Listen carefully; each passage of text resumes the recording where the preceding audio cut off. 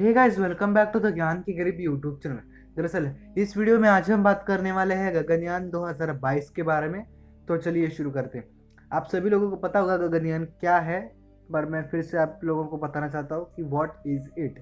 देखिए, गगनयान यानी कि इस मिशन में हम भारतीय लोगों को अंतरिक्ष में भेजने वाले हैं, यानी कि हम वैमनॉट्स को अंतरिक्ष में भेजने वाले हैं। देखिए, कोई भी इंसान अगर अमेरिकी से मतलब कोई भी इंसान अगर अमेरिकन सिटीजन है और वो अंतरिक्ष में जाता है अमेरिका की ओर से, तो उसको हम एस्ट्रोनॉट कहते हैं। कोई इंसान रशिया से जाता है तो उसे हम कॉस्मोनॉट कहते हैं। तो ठीक वैसे अगर कोई इंडिया से जाएगा तो उसे हम व्योमनॉट्स कहते हैं। ओके, तो ये एक ह्यूमन स्पेस फ्लाइट है, यानी कि हम अंतरिक्ष में लोगों को भेजने वाले हैं पहली बार। और ये एक HRLV का लॉन्च होगा। HRLV यानी कि क्या? HRLV यानी कि human rated launch vehicle. HRLV का फुल फॉर्म है human rated launch vehicle. Okay, दरअसल HRLV ये एक अपग्रेडेशन होने वाला है मार्क 3 का। अपग्रेडेशन यानी कि क्या? जो GSLV मार्क 3 है उसको ही मतलब उसका ही सिर्फ हम पेलोड वाला हिस्सा थोड़ा सा चेंज करेंगे और वहाँ क्रू मॉड्यूल और एस्केप सिस्टम लगाने वाले हैं, और जो इंटर कैप्सूल होने वाला है उसे हम लगाएंगे, या सर्विस मॉड्यूल जो भी होगा। ओके, जितने भी दो दो मॉड्यूल्स होते हैं, सर्विस मॉड्यूल और क्रू मॉड्यूल, ये दो मॉड्यूल लगेंगे, उसके ऊपर एस्केप सिस्टम लगेगा। ये तीन चीज़ें लगने वाली है फेयरिंग को हटाने के बाद GSLV मार्क 3 के ऊपर से।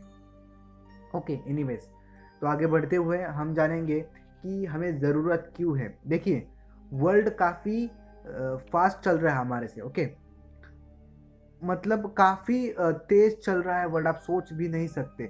नासा भी अंतरिक्ष मतलब आर्टिमस जो मिशन है नासा का, उसके ज़रिए वो सीधा अभी नासा मून पे लैंड करने वाला है। मतलब अभी देर है उस मतलब वो मिशन भी धीरे धीरे होने वाला है, लेकिन होने वाला है।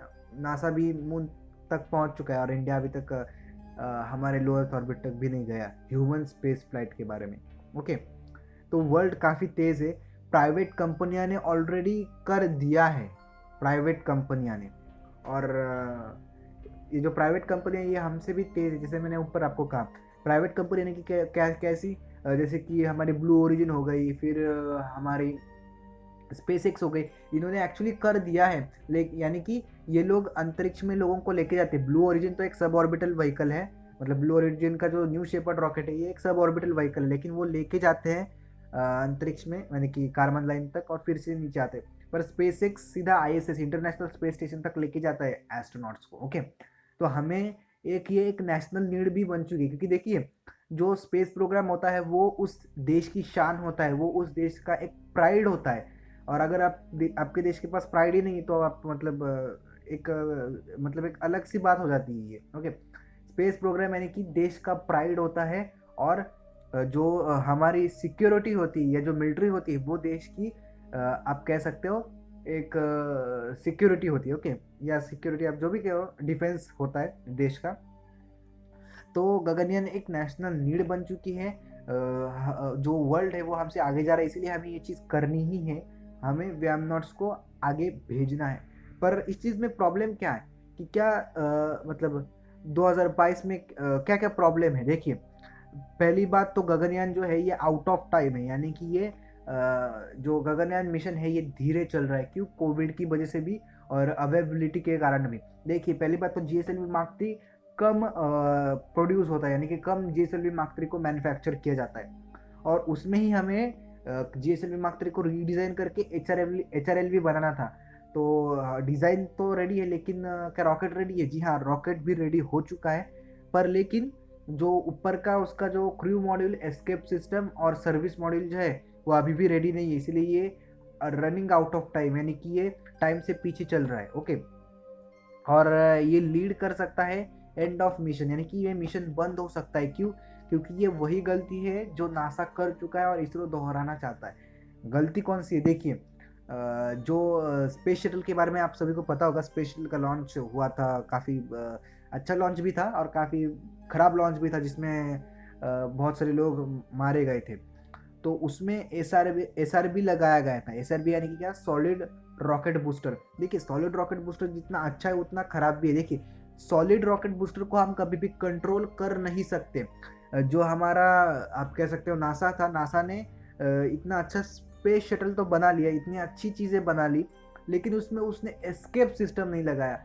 सैटर्न 5 का अगर आप देखोगे तो वो फेल हुआ था। जी हाँ दोस्तों, अपोलो 13 के वक्त जो हमारा अपोलो मिशन है वो फेल हुआ था। सैटर्न 5 फेल हुआ था, मतलब रॉकेट फेल नहीं हुआ था, उसके अंदर के सिस्टम्स फेल हुए थे।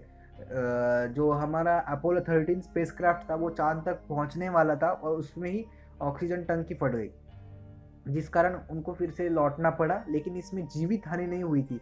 पर इस बार जो हम GSLV Mark 3 पे हमारा गगनयान कैप्सूल लगाने वाले हैं उसमें चांसेस कम लग रहे हैं, क्योंकि इसमें इन्होंने एस्केप सिस्टम लगाया। लेकिन हाँ, साइड में 2 SRB है जिसे हम बम भी कहते हैं, चालू बम, मतलब लाइव बॉम्ब भी कहते हैं इस SRB को, क्योंकि ये कभी भी जल सकता है। कभी भी जल सकता है मतलब इग्निशन होने के बाद ही जलता है, पर अगर जला तो इसको स्टॉप नहीं कर सकते। ओके, ये एक इसका वीक पॉइंट है आप कह सकते हो। और ये स्टील ऑन SRB है, मतलब प्राइवेट कंपनियां आप कह सकते हो लिक्विड प्रोपल्शन पे अभी इंसानों को अंतरिक्ष में भेज रही है। हम अभी भी सॉलिड रॉकेट बूस्टर पे ही भेज रहे, मतलब भेजने वाले, भेजे भी नहीं है हमने अभी, डेमोन्स्ट्रेशन फ्लाइट भी नहीं हुई है। ओके, तो चलिए बढ़ते हैं फ्यूचर की ओर। देखिए, फ्यूचर के बारे में अगर हम बात करें तो ये एक एक्सपांड हो सकता है इस मिशन को। देखिए, अगर इसरो हमारे HRLV से शिफ्ट होता है, मतलब सॉलिड रॉकेट बूस्टर को हटा के साइड, जो हमारे GSLV Mark 3 की साइड में जो सॉलिड बूस्टर लगे हुए रहते हैं उनको हटा के, अगर जो GSLV Mark 3 की जो साइड के जो बूस्टर्स होते हैं उसका एक्सेल वर्जन लगा दे तो चल सकता है, उसमें भी चल सकता है। उसकी वो भी एक अच्छी चीज़ होगी।